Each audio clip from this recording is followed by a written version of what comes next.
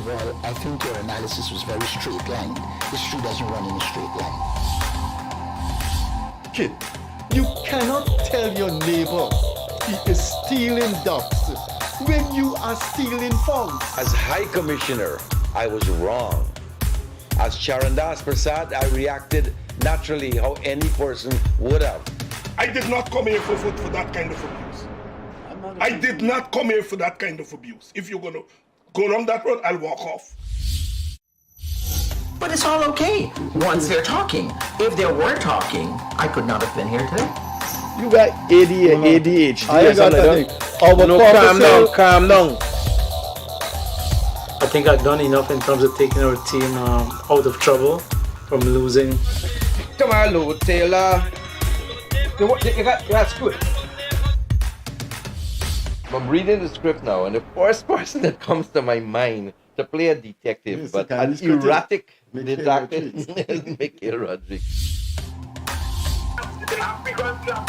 Why an African slap an Indian? Why a man and slap a woman? Look, girl, how you deal with that? You deal with that. We must encourage platforms like this because it brings together different people and allows for discussions to take place in our country on a multiplicity of fundamental issues. Gildarie, you apologizing for something you think I did is wrong. I don't want you to do that, and you should not have done that.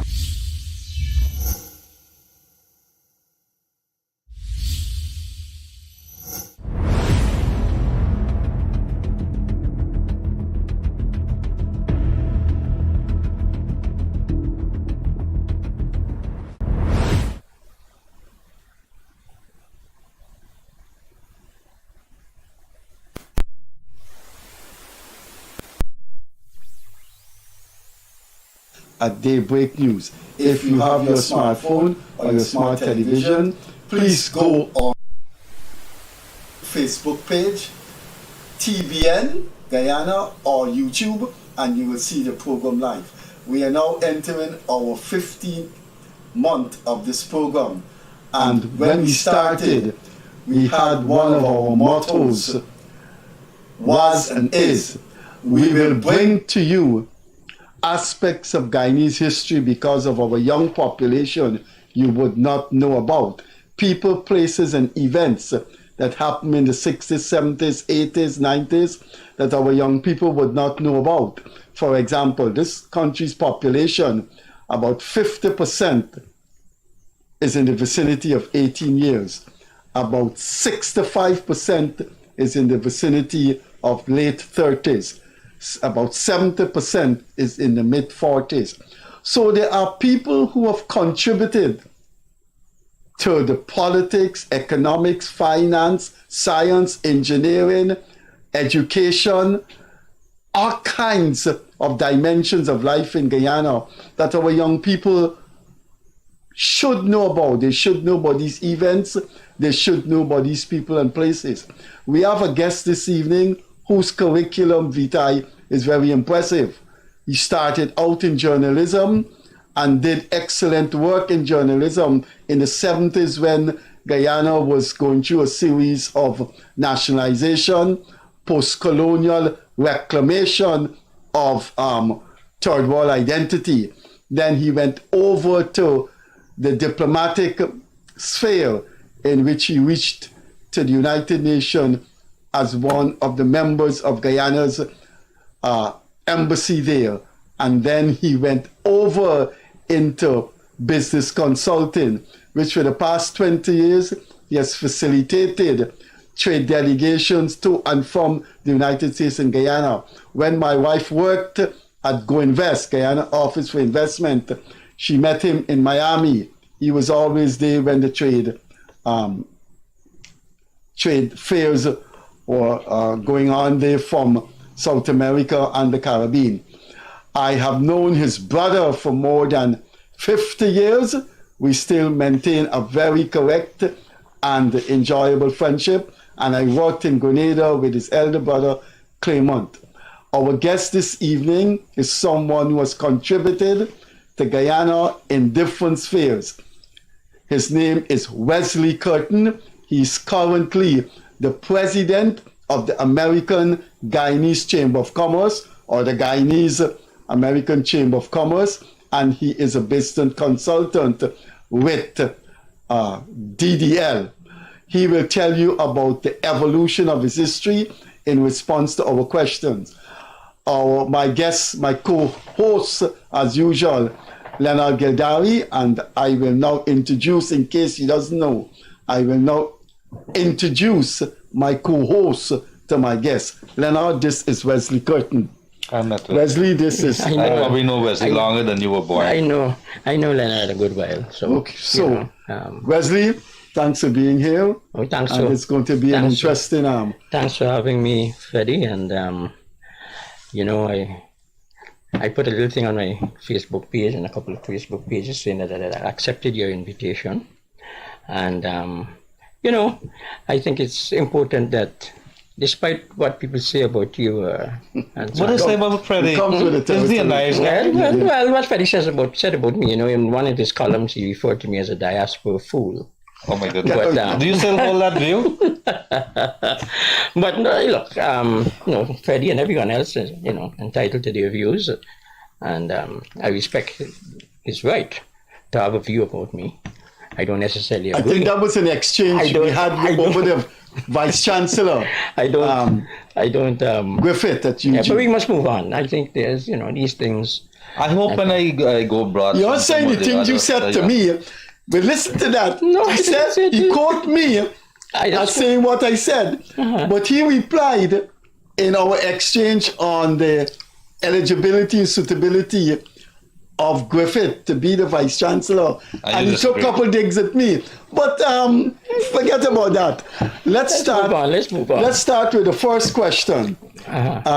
You started out your career in journalism, the Guyana Graphic, and you made a name for yourself covering the nationalization period. You also did, for the same paper, did lead stories and covered sport.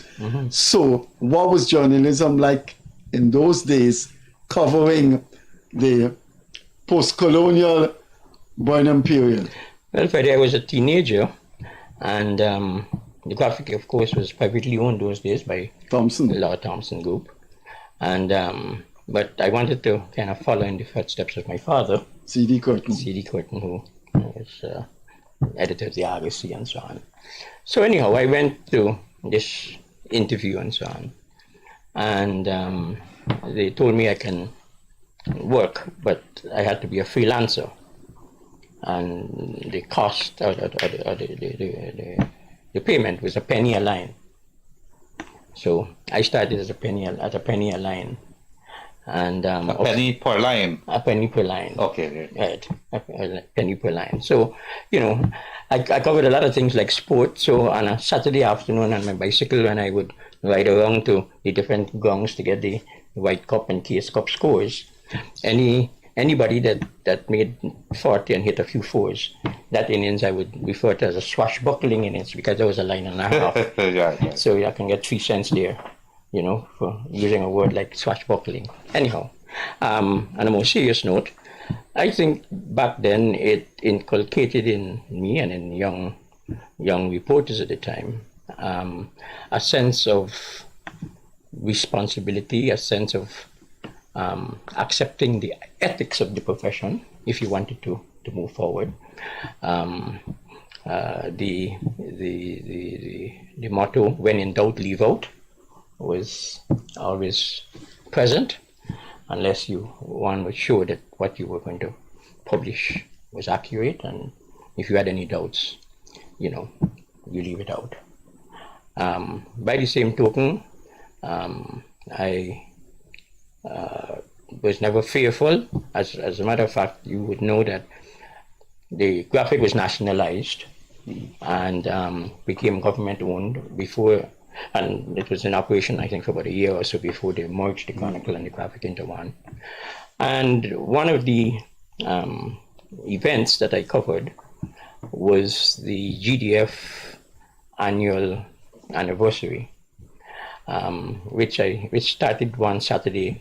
I was off. George Bate covered that event, And it was the first time, I think he was president or prime minister, I don't remember, Burnham appeared in military uniform. And as an old QC boy with George, apparently he told George just to refer to him as Prime Minister Burnham in military uniform without any rank. So that was Saturday I was off. So Sunday I was assigned to cover the GDF church service at St. George's Cathedral. Well, the first interesting thing about it is that I kind of eavesdropped on a conversation between Clarence Price and Burnham. Price was the head of the army. Was the head of the army at the time. About Price was telling Burnham when he couldn't go into the church, he had to wait until Arthur Chung arrived, because Arthur is commander-in-chief of the armed forces. President. Right? So Burnham said, so there was some wrangling over that, right? And anyhow, Burnham remained. And there's this photograph that Cyril Latchu took. Well, Burnham was smart, you know, Arthur shot, right? And Burnham went like about 2 treaders up on the cathedral. He had to salute, since he's in military uniform, he had to salute Arthur. So when Arthur came with the car and so on, Burnham saluted, not very professionally looking, but we got a nice photograph of it. And on the Monday paper, there was the headline, General Burnham at GDF anniversary. Because I'd asked Clarence Price, I said, this thing here, what is his rank? And Price tell me General. So I ran with it. So anyhow, that was the Monday paper. The Tuesday, you got called in? Not yet. All along, there were these articles speculating that, with Castro at the top and Burnham at the bottom, you know, communism will take over, and so on and so forth. And then I suppose they recognized the impact that my referral to the Prime Minister's General had caused. And Monty Smith, who was then the editor of the Graphic, called me and told me that the Prime Minister was impressed with the article and I should go to see him at the residence at 2 o'clock. Oh my goodness. Little did I know that I wasn't, well, first thing I went at 2 o'clock and I think he saw me at 5. You waited 3 hours? Kept me waiting. 3 hours? Yeah, well, there were people going in. Ramphal was doing Frank Pilgrim and so on. And some people, you know, Shirley Field Ridley, who was the Minister of Information at the time, and so on. And then eventually he sees me and he says to me, young man, who the hell you think you are? And this is Burnham talking to you. Yes, and I said, Wesley Kirton. With the kind of graphic. She says, who gave you the authority to refer to me as General? I said, well, I spoke to Clarence Price and he told me that was the rank representative on your lapel, whatever you call it. And then he said to me, well, this time I had already decided, well, I suppose I'm going to be fired here. So, you know, but don't go down without a fight. Right. Well, a dignified fight. Right. So I said to him, he says, well, I particularly told George Bate to refer to me as Prime Minister just in military uniform. And he says, well, you know, you could have said with the rank of general or something, but this, you know, you put the general in front and blah, blah, blah, and he went on. So I said, after he went on, I said, he was alone or there were people with him? No, was he alone. I said to him, he said, combat leader them days, right?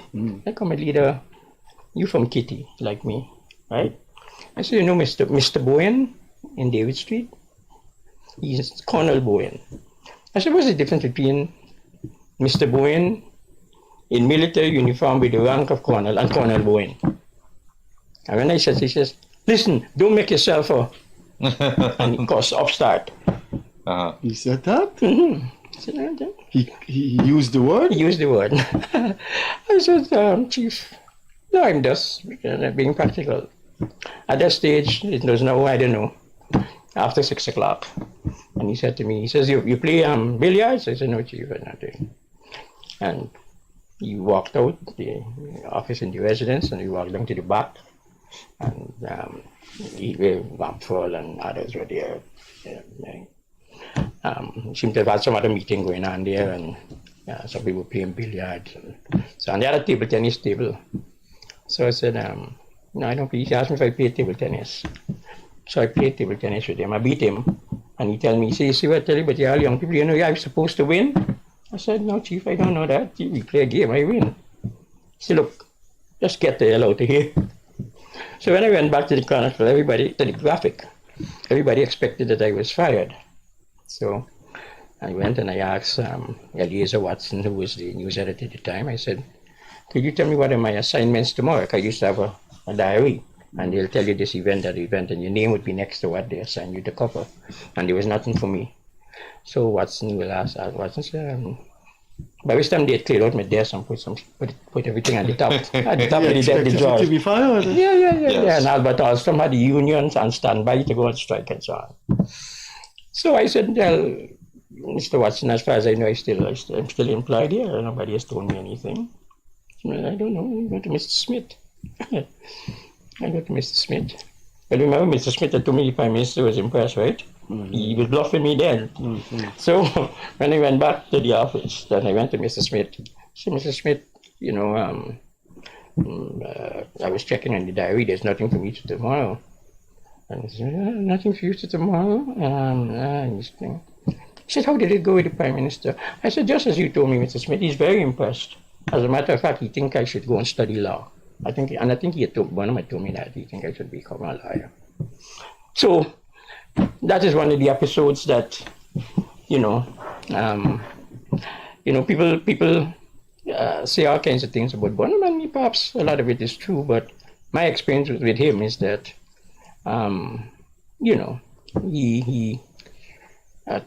you could take him on in a dignified way, and there wasn't necessarily any repercussions. Gildarie, we'll come back to any journalist or any news media man or woman that's worth his or her salt would always get themselves in trouble.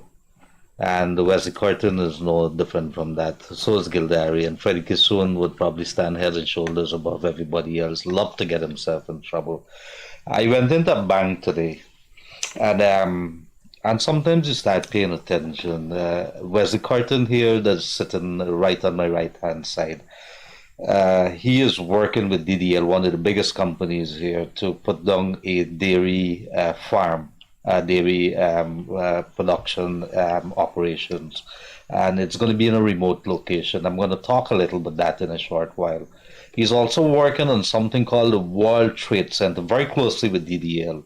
I know because I've seen a lot of pictures with him. And what the hell is the World Trade Center? I don't know. He's going to be telling us. But in all of that comes the discussions as to where we're headed as a country.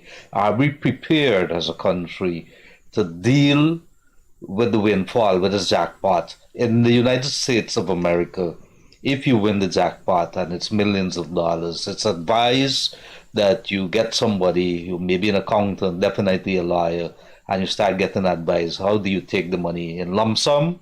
Do you take all the money up front? Do you take it over a 30-year period? What do you do?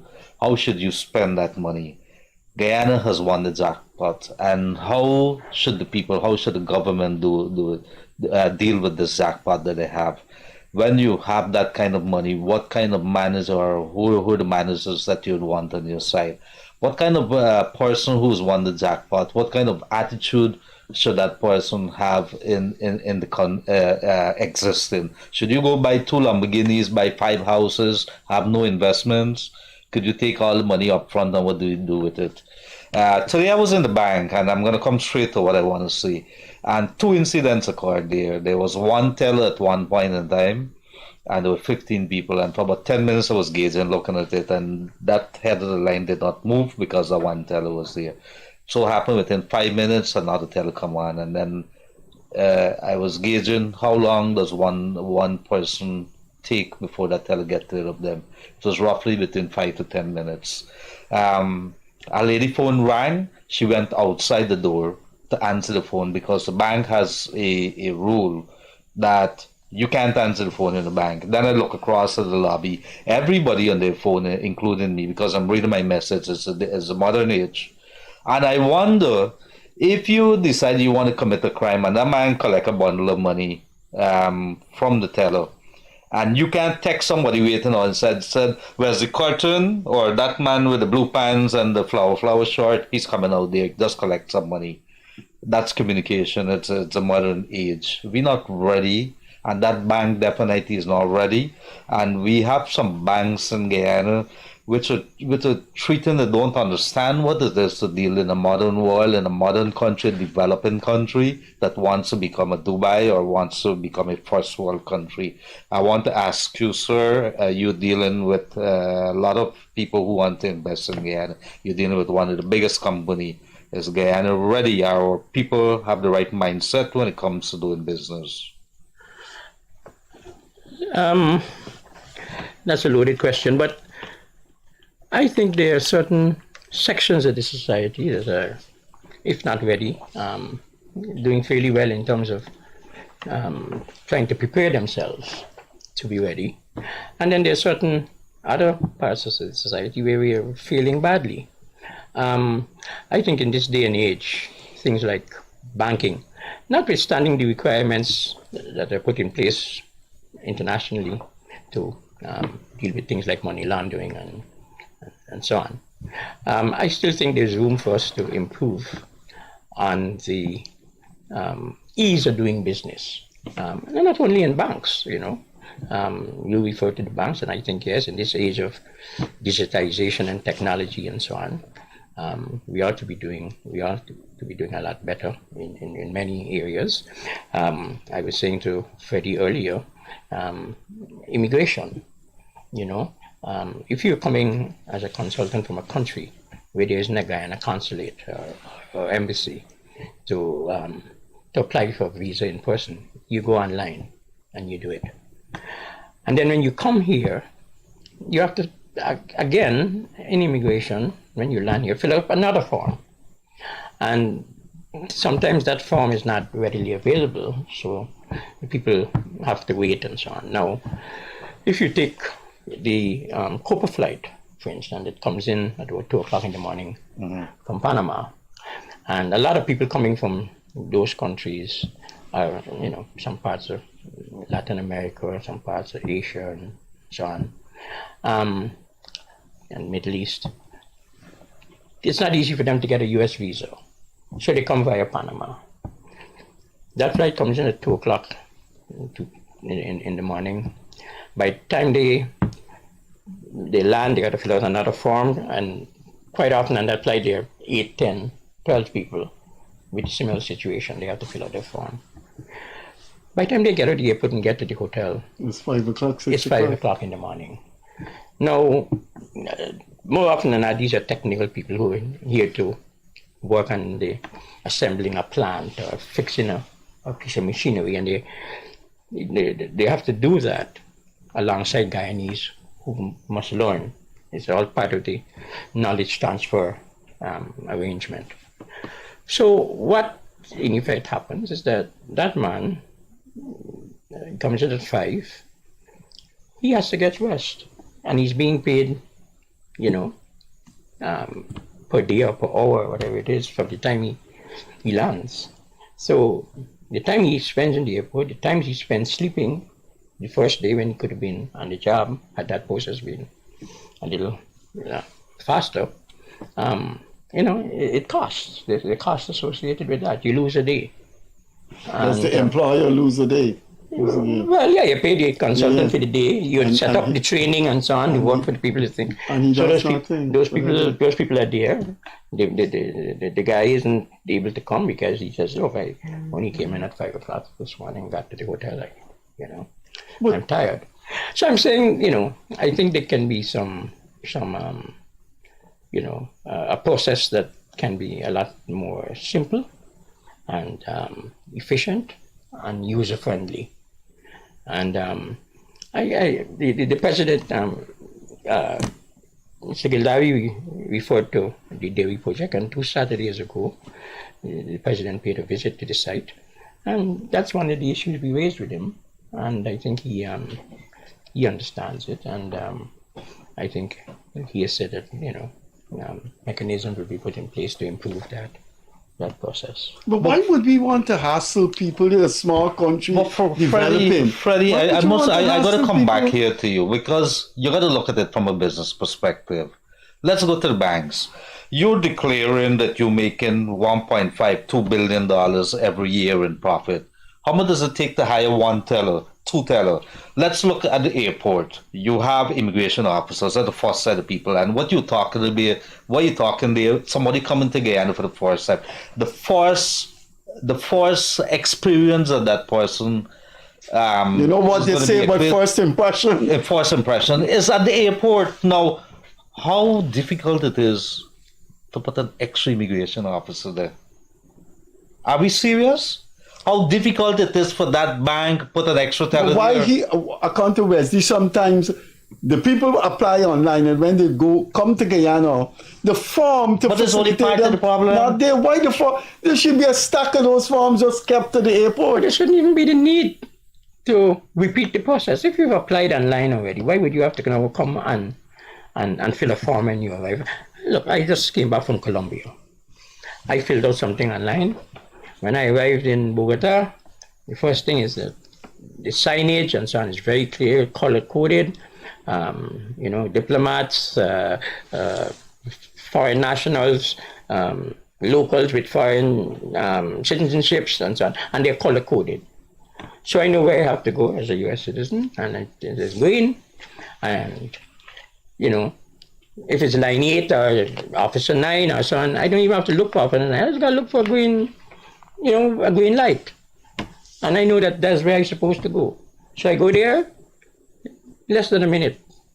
Immigration man says, you staying in Bogota? And I tell him, no, I'm going on so.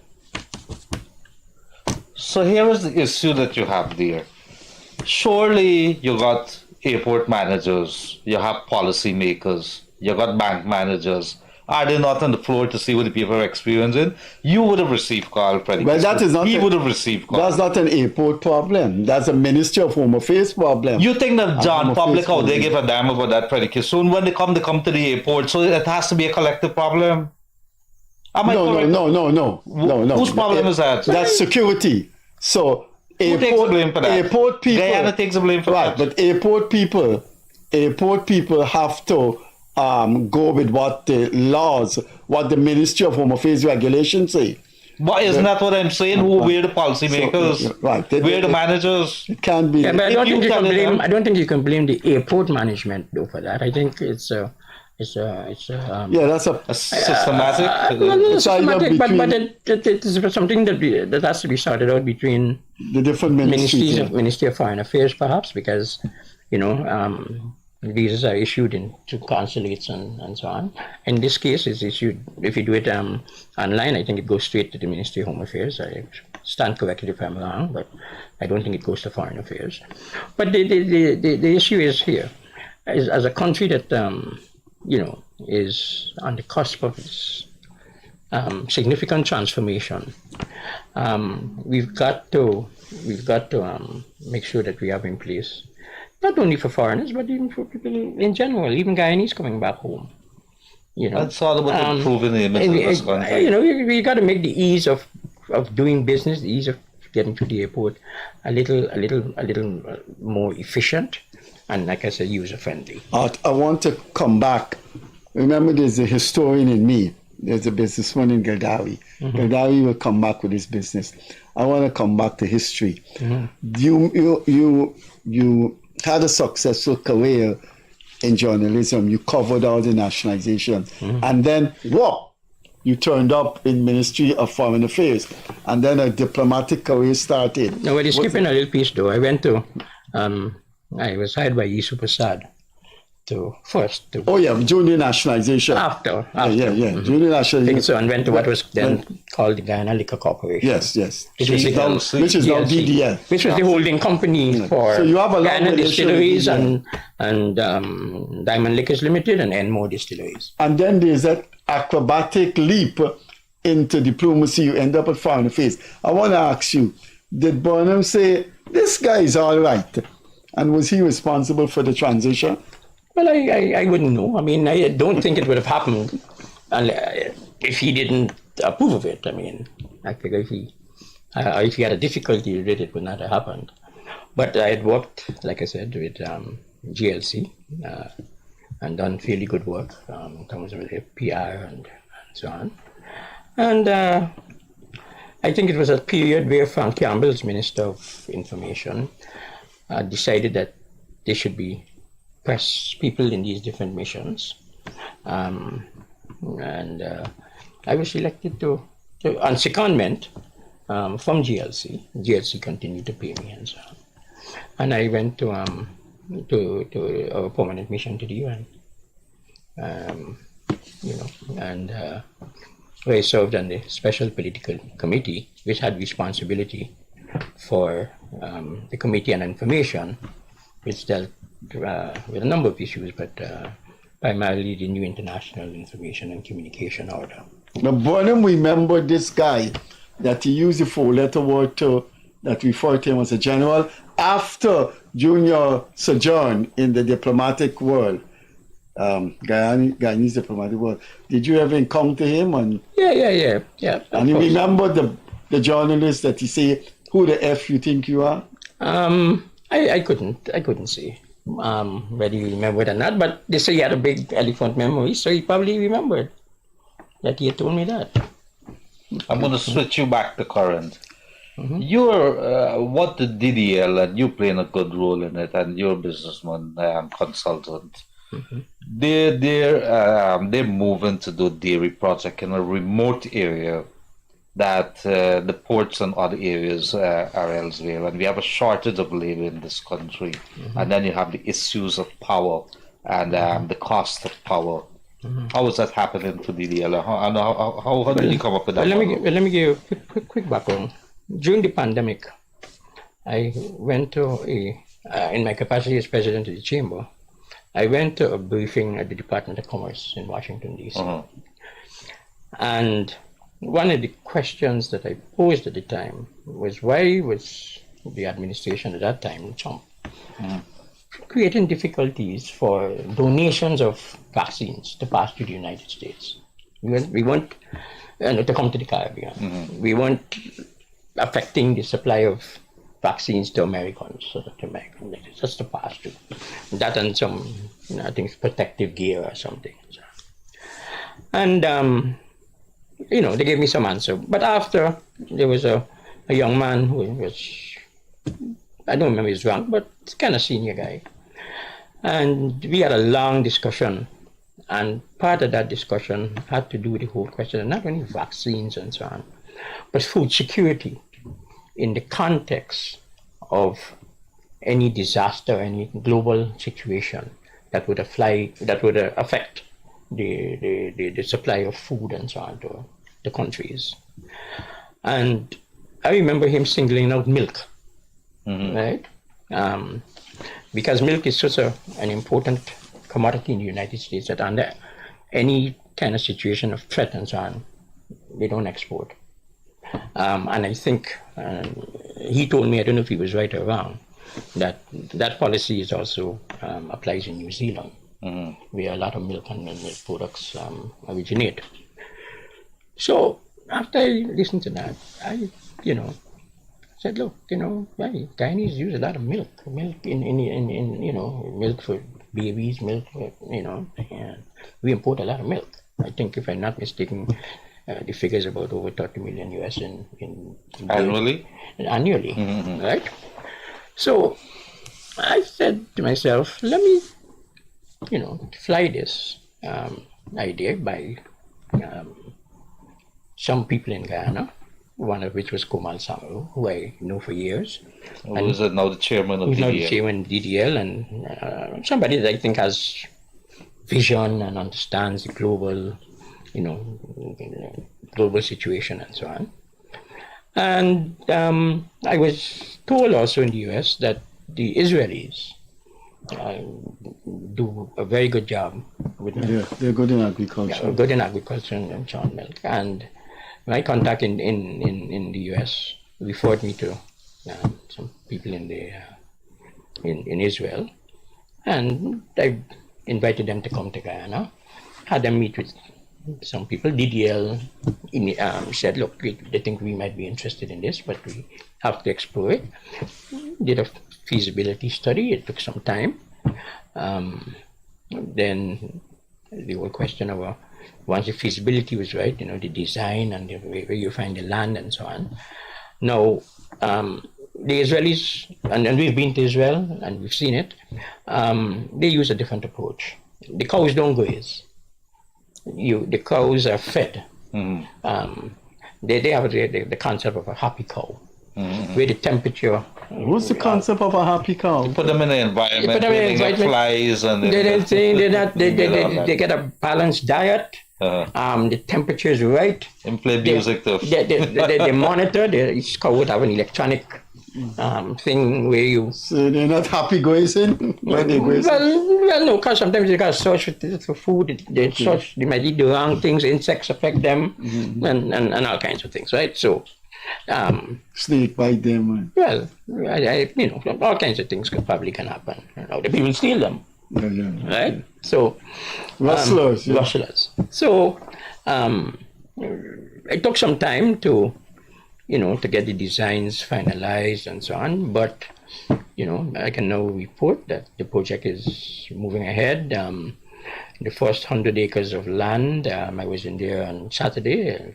Cleared. How far up the highway is that? It's at Mobliso. And it's not, you say it's but you would be familiar with that during the 70s. Of course, because that's where Litco was. That's and unfortunately, I don't know, Litco used to be, I think they had the milk plant in Kingston and so on. So, Mobliso is not a bad location given the climate, the climatic conditions and so on. And the availability of land. The soil, in this case, the soil is good. The food that's going to be fed to the cows are going to be grown right there, and so on. Wesley, he's too young to know. We would know. I used to court my wife. When I was courting my wife, I used to take the little box milk to the seawall. We used to. I talking about Litco milk. Freddie Kissoon is only you alone more about that. He don't know about the carton of box milk. That was a thriving industry, industry. It was some box milk. Box milk in this country. But is it a problem that you're remote because business are heading out of Georgetown? Is it the way it's at and to the transportation costs and electricity costs and so on? It's not a problem. No, that we've taken all that into the feasibility. We would hope that things like the road and so on, into the thing that needs fixing, which the government says it would do, and it has started actually. One phase of the road is already done. Minister Indar, I understand, was in there 2 Saturdays ago, not Saturday before. And I think a contract has been or will be awarded to, continue to fix that road. There's already a proposal from Linden Electricity, which is being reviewed now by GPL and so on. There's a well there that was donated by the European Union some years ago. There's some working wells from under the control of GWI. There's one that is there right in the front of where this operation is going to be located, that is not functional. So we meaning the company now, DDI, Dairies Inc., we are looking to award a contract to investigate that well to see if we can rehabilitate it. And if it is that it can be rehabilitated, it will be rehabilitated to provide not only for the cows. That's interesting. So after a long time, a dairy project can get a major one too. Could you imagine I grew up with a strong dairy project in this country. Wesley, if you have a dairy industry, there are some spin-offs which cheese, butter, and ice cream. Is that in the? There's a lot that can be done. Business people don't always like to telegraph their shots. Oh, okay, don't. But I would say broadly. But journalists like to ask questions. And that's why sometimes I'm caught in in that mood as a journalist. There's possibilities around you that. betraying your the you betraying your own profession. Remember Paul tell you? But seriously, Freddie, there are possibilities there, and particularly again, given what appears to be on the part of CARICOM leaders a very serious, the food thing. a very serious approach to food security. I mean, it's me and Motley's baby. Well, it's me and Motley's baby, but I mean, it should be everybody's baby. I mean, the president, the Caribbean food bill alone is about $40 billion per year. I think it is that? 5 billion. 5 billion. 5 to 8 billion a year. That's small. This Caribbean $5 billion US for 5 to 8 billion. We import almost everything. Less than 4 million. But it's good, Wesley. It's good that you have a company like DDL, leading something like this, a local company. I like that. No, it's. I think it's a. I commend DDL. The maker on the shelf now is named Savannah. Yeah, but that is done from reconstituted milk powder. Okay, but we really need to have milk from fresh cow's milk. The nutritional value and all that is what is. That's good. And then again, we import milk powder in the event of any challenges to global supply. If you can't get milk powder, then you can't get milk. Well, tell us in the quantities that you World Trade Center, Wesley, you're involved. Yeah, I'm interested in that. What was that? Main Street, the tall building. Yeah, well, a lot of people get the impression that the World Trade Center would be something like in 2 towers, 3, 4 towers. Not necessarily. There are over 300 World Trade Centers around the world, in cities around the world. Again, I became interested in the whole question of the World Trade Center when I participated in 1 year in something called the Florida International Trade Conference and Expo. And you had like 5 ex-presidents and a sitting president from Latin America at this conference. And these guys, again, even before we were talking about food security and so on, these guys were talking about trade and about access to markets. And 2 or 3 of them were there already World Trade Centers in their countries. Private sector, referred to the usefulness of the World Trade Center in terms of creating linkages with businesses across the world, helping to open markets, helping to train people, particularly small and medium-sized enterprises, and even micro-enterprises. For instance, let me give you an example. At FITSE that year, there were 21, and this is something the chamber arranged. 21 Guyanese companies got free booths, free registration. All they had to do was turn up, and they turned up, and we were a hit. Guyana was a hit, but there were some issues. There was a lady that did soap from aloe vera. Nice soap. I invited the FDA people to come and go through our booths, look at the products and so on, and they came. This lady had a good soap, nice attractive box, but on it had good for curing acne. She can't export it to the United States. You can't make a medical statement. The thing that's not been approved by the FDA, Food and Drug Administration. Now, she had already gone and bought, I don't know how many 1,000 boxes and so on and so forth. She can't dump the thing. So that was a problem for her. There were other people with some good products. A lady with a very good, what was it? Either cashew or pepper sauce. I can't remember. But the cap,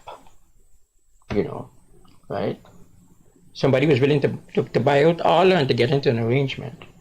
But the caps had to be sealed. They just couldn't just put on. So they got certain standards that have to be met, including some phytosanitary standards, right?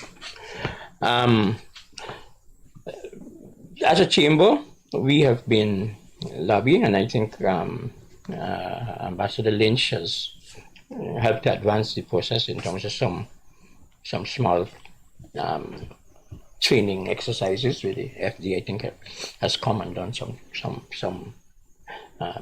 training and so on. But we need to do this in on a large scale, because the US is not the only market. There are other markets, but we need to understand what those markets require for us to be able to access them. Okay? So the World Trade Center, among other things, which is going to be the former DDL headquarters, I think, which we are now next door to GCOM. Next door to GCOM, which should have been ready already, but supply chain issues and so on, and then we have to now follow some new requirements in terms of the building, because World Trade Centers now, since 9/11, have to have a whole lot of security mechanisms, and not only security but stability mechanisms. And I can't get into everything. Structural things. I mean, that are not necessarily required in Guyana. You know, the kind of steel, the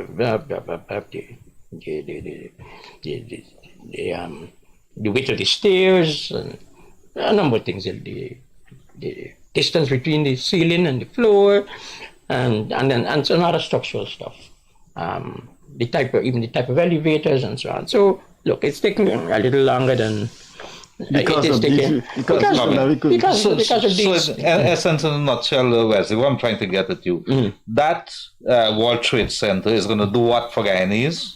Well, what it's going to do for Guyanese is to open up the several mechanisms which would provide for them to, first of all, be easily access information about access to markets. There's like different countries. Through the World Trade Centers around the world, right?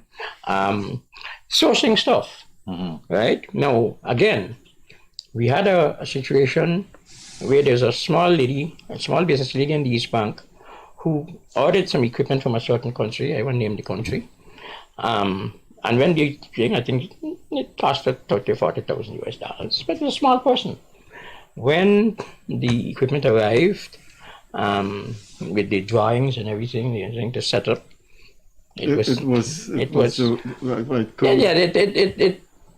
issues, right? And I don't know if it was the manufacturer she bought it from, or she bought it from a manufacturer's representative, but they refused to offer any after-sales service. They said, no, the most we could do is, talk to you. The World Trade Center would stop that kind of subterfuge. Yes, what the World Trade Center will help to do, and we want to not only do it, but we will, to the extent that chambers of commerce and the private sector commission and others are open to working with us on this kind of thing. But all that you have described, there's going to be a big staff requirement. Well, there will be some staffing requirements, yes. Again, particularly in training, for instance, I know the chairman has already been in touch with an institute in Canada about helping with some micro business training. And remember, there's IPED, which is aligned to some DDL connection. Started by you, Super. Right. So it's an approach that will look to expand on that kind of model. Again, I think the most useful thing, though, is the linkages that it creates as a World Trade Center with the over 300 World Trade Centers around the world. So there's a clarification there, Wesley. For the normal Guyanese who are interested, is this something they would have to pay for, or it's just there available, the services are available, that you want to find out if Colombia has, I want to do trade with Colombia, I have peppers, and what are the requirements? Do I have to package it in a particular way? For me to access those kind of information, would they have to pay? Well, there can be different approaches. What we're going to have is associates, right? You can become an associate at the World Trade Center. If I'm as a member, then you access those services. As an associate, you think, and it's going to be based on the size of your business and so on. And once you're part of the system, then that kind of... And this is a model all over the world. There's a model thing. Of course, it differs, the emphasis differs in some different countries. For instance, the World Trade Center in, wait, is Aruba or Curacao? Actually tourism oriented. So to the extent that we want some information collaboration and so on, that would be a good World Trade Center to look at. Now in India, right? I mean, there are, I think, 4 World Trade Centers, but 2 of them in particular are good. They do excellent work in terms of market access, in terms of helping, sharing information, sharing experiences, simple things like preparing the necessary documentation for accessing markets and that kind of thing. Wesley, when you sit down here and you chat with an interesting person, by the time you look, time flies. I don't want you to leave without 2 things, hearing your views on 2 things. Former Prime Minister Sam Hines was here. He's now Guyana's ambassador to the UN. To the US. To the US. He told us, I'd like some clarification here. He told us that the problem with the catfish, he said it may be US has a catfish and it's a problem with the name. And that is holding up the export of our catfish to the US because it's a name problem. They have a catfish named Catfish. And then he said our Gail Barker has stalled because the US requires some kind of net that you use because turtles are being trapped in these nets. Wesley, how could a small country like this have those kinds of impositions on them? You know, sometimes the US can be quite a difficult place, although we talk about ease of doing business, in that there's so many different agencies, right? And then you might have something at the federal level, right? And you may have the federal government willing to... But when you're looking at where the product is going to enter, it becomes a problem. Let me give you another example, Hassa, right? Yeah, Hassa, right? A lady imported some Hassa from Guyana, took it up on Lapacan areas. It was offloaded and so on. Not a problem.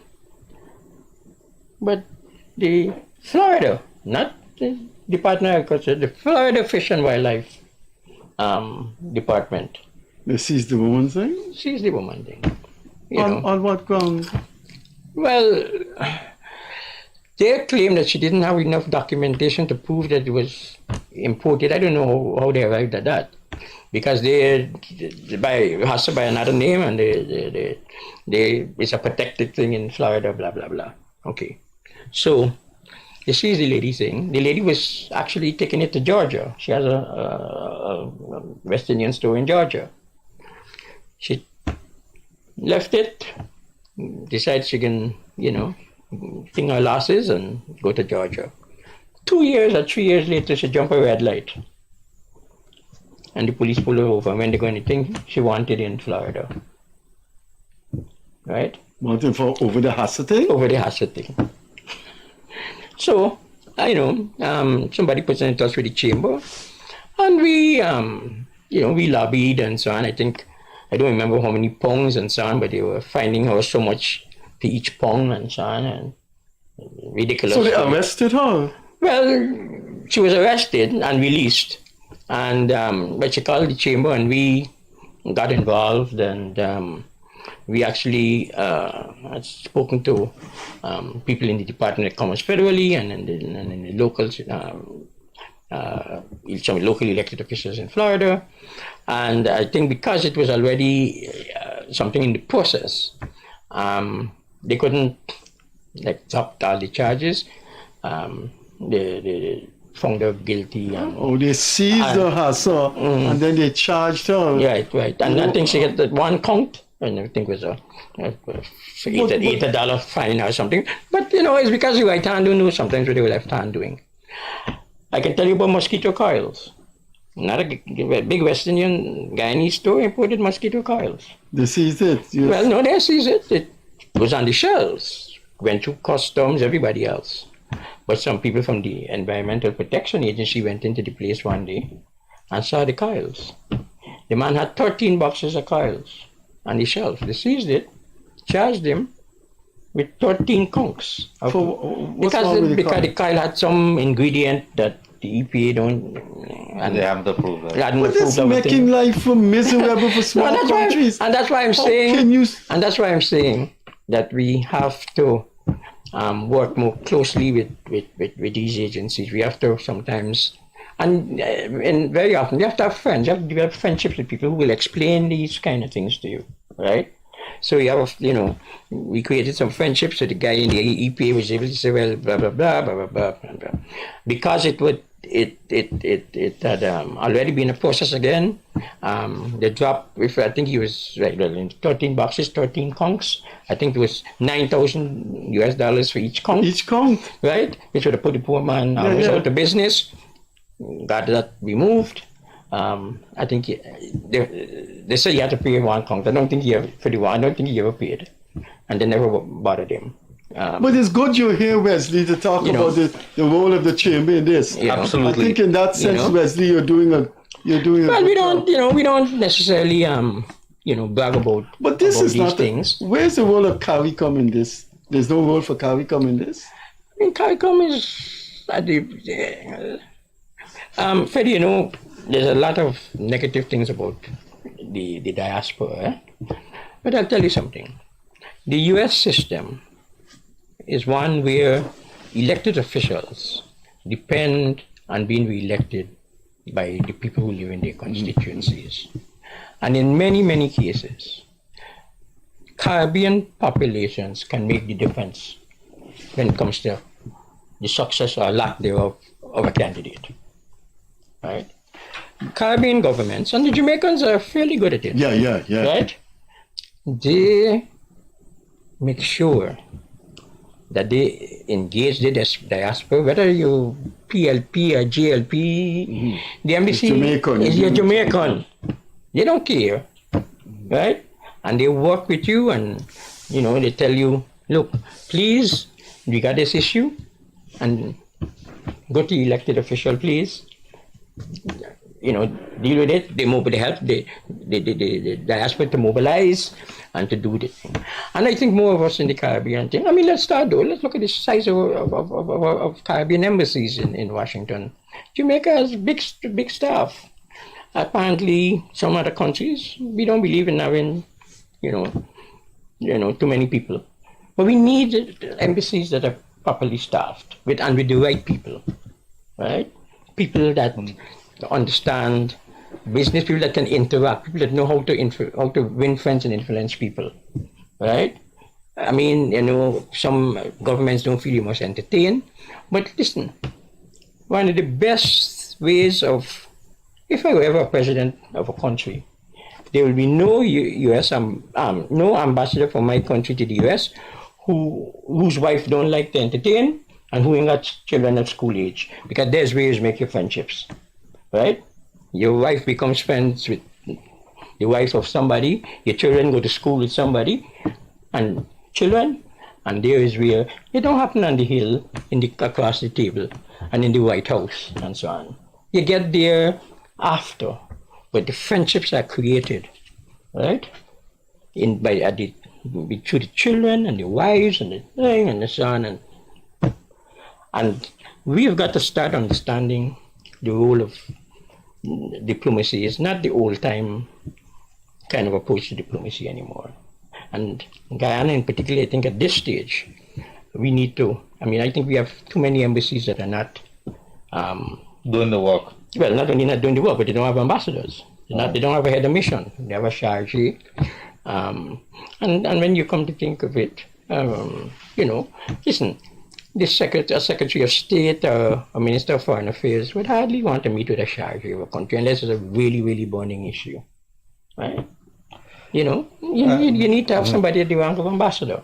Wesley, we quickly run out of time. Yeah. In closing, Freddie, but very quickly, 2020 election was such a big thing. You practice journalism. You are not you're not a person without a voice in Guyana. I think a lot of people, DDL is working very closely with you. What are your thoughts about the 2020 election? Why do you think that a lot of people like yourself weren't a little more vocal in that 2020 election? Well, I was vocal, but I'll tell you something. You don't always have to be vocal. Quiet diplomacy. You don't have to be vocal. As a UN. matter of fact, let me tell you. My brother at the time was an advisor to Guyanese, right? But who's Mark, he was here. He was on this program twice. And I made it clear to Mark through my contacts. I said, yeah, it's going to be sanctioned. I actually went on Facebook because, and again, I don't have to think, but I was in contact with, people, and people were in contact with me, asking me my views and so on. Very influential people,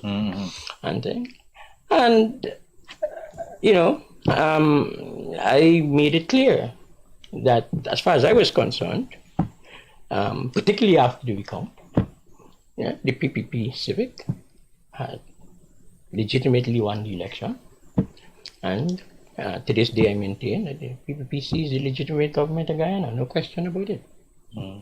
But I don't always have to jump on a soapbox and and that's it. Now I have arranged for the Prime Minister and a delegation to come to the US. They came in October of, this is 23, 21, 22, October 21. And I arranged for them meetings and public stuff with both foreign and local people in both Miami and in New York.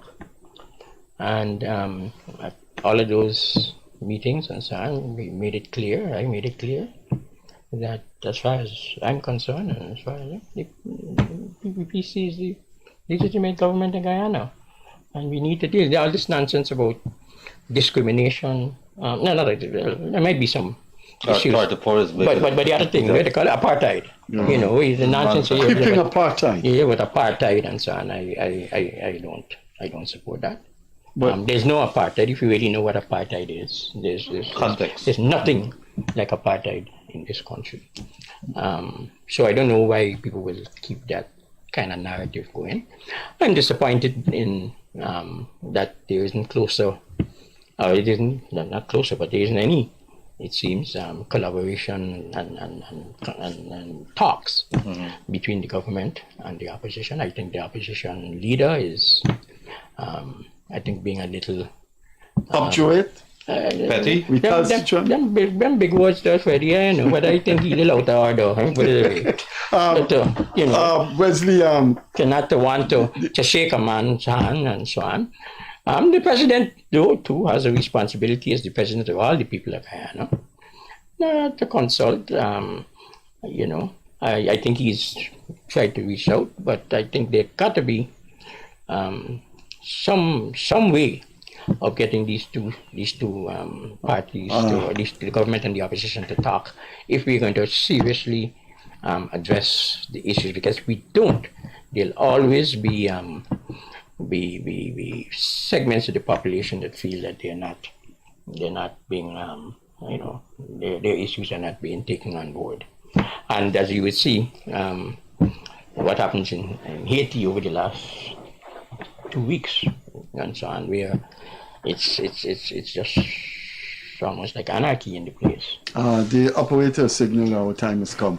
You want to say anything at all that is relevant to your life, your work, to Guyana? Just say it and let's close. No, Freddie, I just want to say thank you for having me. I think I found the discussion quite useful. I think I need to congratulate both of you on this initiative of having this program and the kind of guests you bring and the information that emanates. And I hope that if I can take a line from the Simon and Garfunkel song of Silence, I hope that it's not a case where people are listening, hearing without listening, kind of thing. There's that line. There's a line that says people hearing without listening, and so on. So I hope people listen. Do you know when your brother was here on this program, guess how we wanted the program to end? That we put on a song by the OJs. Okay. That the title of the song is "We're All in This Thing Together." Okay. You want to emulate your brother? No, well, I didn't. Which song you would like us to play? No. Well, I'll tell you. Just before coming, I was listening to some music, and one of my favorite songs is Simon and Garfunkel's "Song to Silence." Beautiful song. Well, beautiful song, really beautiful song. I got bad news for you. Mm-hmm. He didn't know, and I had to buy a Simon and Garfunkel CD original. I couldn't get it in Guyana, so I had to get somebody to send for me and give him it, because I don't think he was too familiar with Simon and Garfunkel. But he may reject that and say, but I had to get a CD, original CD, from outside and present it to him on the show. I don't know what's the point. If I ask you what song Diamond to sing in Blackmail, you wouldn't know. I would know. So I don't know everything. Are you crazy? What's wrong with you? What's the Wesley, song that's Diamond to sing with the girl in Blackmail? What's the song? You know to sing it? Oh, Mary Dale Kitchen. Yeah. Oh, man. Yeah. I don't know. Wesley, we have to do this again in a panel discussion with somebody from CARICOM. Yeah. Or some business people, Yeah. Because you want to, I'm talking from my experience, but I'm sure other business people would have. Okay, well, would you join a panel with... Sure. Freddie, I'm open to, as a journalist myself, and I take the position that people can ask me any question. I don't mind what you ask me. Because it's up to me to answer, and to answer honestly, and if I can't answer, to tell you I can't answer. I'm going to ask you before we end now, I'm going to ask you a question. With when looking at all that you have done in the area of business US, you must be a wealthy man. No, I'm not a wealthy man. I'm not badly off, but I'm not a wealthy man. Okay. Not as wealthy as you, but I am badly off. No, you're not. I am badly off, Wesley. Thanks for coming. You get a good pension from UG. You get a pension from UG? I didn't know that. What pensions you really get? That the pension. Our guest this evening was a man with a CV that is longer than the Essequibo River. Wesley Kirton, business consultant, former diplomat, former... Yeah, the sarcasm in the man's thing, man. No, this was... Excuse me? Your brother and I go back 50 years. Our guest this evening was Wesley Kirton, one of Guyana's long-standing business consultant, and the man who is the consultant involved in the nascent dairy industry that is up Moblissa on the highway. So we're going to have in our own box milk, as it was in the 70s. Thanks for joining us. We'll be back here on Wednesday on behalf of Leonard Gildarie, Guyana's evergreen journalist, and Guyana's evergreen business consultant, Wesley Kirton. Thanks for being with us. Catch you later.